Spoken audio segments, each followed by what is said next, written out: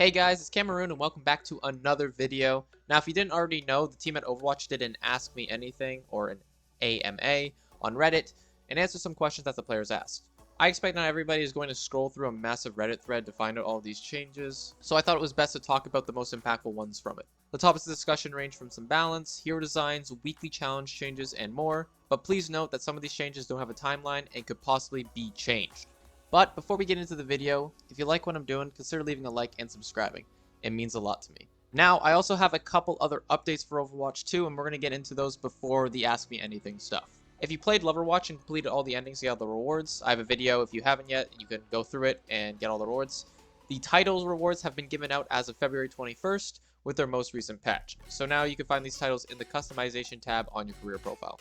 Also, for anyone curious on where the free cure code emote is that was supposed to be given out during the Ultimate Valentine event for completing the Love Saves the Day challenge, it'll be added to your hero gallery once the mid-season patch releases. Please note that you still have to complete the challenge, which is earn 150 assists and or saves. Also, if you're interested in Overwatch League team skins like LA Gladiator, San Francisco Shock, etc., the Overwatch 1 versions of these skins are going to be removed on March 7th, presumably being replaced by the Overwatch 2 ones.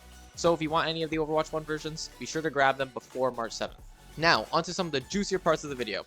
One of the questions asked of the devs was whether there's going to be changes to the coin line challenge, which is getting 5 wins in arcade modes. That challenge is really annoying because you can't really confirm wins in arcade mode. It's just kind of random, and it feels like it doesn't matter if you play well or not. So yes, there's actually going to be a change. It was confirmed by Gavin, the systems designer, that it will now track wins for mystery heroes, free-for-all deathmatch, and any arcade mode. So it's a little bit better, but again, I wish it was just play games rather than win games. Next, Alec, the lead hero designer, confirmed that the team is actively looking to adjust Cassidy's magnetic grenade into more of an ability that enables him to line up more shots or provide a new utility. Now, these changes don't have a confirmed date, but it is in the works. Alec mentioned that there's a possible change for Junkrat that may be coming in the future, again, no timeline, where the devs are considering making his hitbox on his grenade smaller after bouncing off a wall.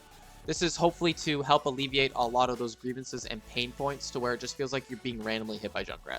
Lastly, Alec mentions that both Hog and Sombra are in discussion for reworks or receiving new abilities. Now, these reworks are already known to all of us, but he also mentions that it will take time for it to come out, and in between those times, you may expect small changes to those heroes. Speaking of hero changes, one hero that isn't receiving any of them anytime soon is Mercy. Now, Josh, the lead balance designer of Overwatch, talked about the devs wanting to let her changes settle and see how players adjust to it, which means that her Guardian Angel cooldown is going to be untouched, and her new passive will stick around. Now, I'm sorry to all the Mercy mains out there that have to deal with the clunkiness feeling. Hopefully a better middle ground can be reached. Another discussion point on the Reddit thread was that games often feel quite one-sided in Overwatch 2. It is further escalated, say, when one team has taken the objective, and you get that unlucky spawn, where you are still in your first spawn, but they've just already captured first point, and now they're moving already on the second point. These have a much higher impact because of less heroes overall, and Gavin confirms that the team is looking into a solution for Season 4. No idea what it is, but it's good to know that they want the game to feel less like Crush or Be Crushed. Harsher penalties are also being considered in Ranked that would carry over from season to season. They were not very specific on how harsh these penalties were going to be, but incentivizing players to stay in ranked games is always a good change because, let's be honest, 4v5 ranked, you've already lost the game. And lastly, have you ever played a game and saw a much higher ranked player in a lobby because of a title? Because I know I have. I try to see their profile, it's private, and I can't really tell if that's their main rank on the role that they're playing or not. Well, Gavin also announced that the titles are going to be changed to address this issue and are coming to Season 4. And that is everything. Now, I know some of this information was very vague, like the devs mentioning they have a solution without really saying what the solution is, but at least we know that they're looking into some of the current issues with Overwatch 2. Anyways, if you liked the video, consider dropping a like and subscribing. It really does mean a lot to me. And as always, bye-bye.